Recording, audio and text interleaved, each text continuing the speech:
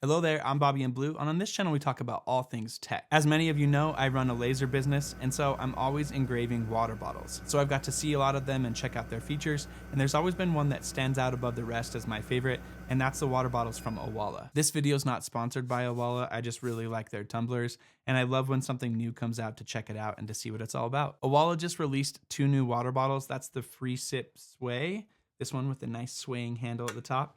And then they also released a FreeSip Tumbler with the traditional side handle that you see on tumblers. I've got a lot of questions about people asking me what's new with these bottles, so here's what you can expect. First up is the new style and redesign, and one of the biggest parts of that redesign is that they've tapered the bottom of the bottle so that it will fit in cup holders.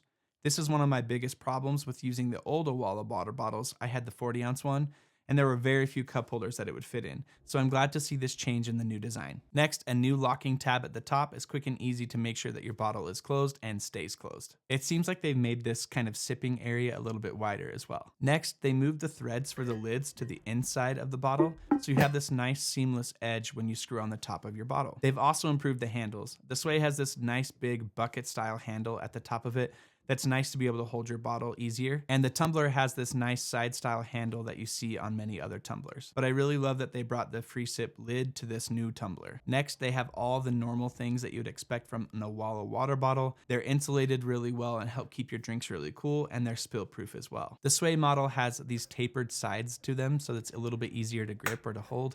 And the tumbler, because it has that side handle, is nice and smooth circle, cylindrical all the way around. They have some new colors to check out as well. This is the one that I chose. It's this nice kind of dark navy blue, and I really like this color. I've been using the Owala Sway for a couple of days now, and I really like the subtle new redesign. I'm BobbyInBlue. Thanks for watching. I'll see you in the next one. YouTube thinks that you'll like these 2 videos right here.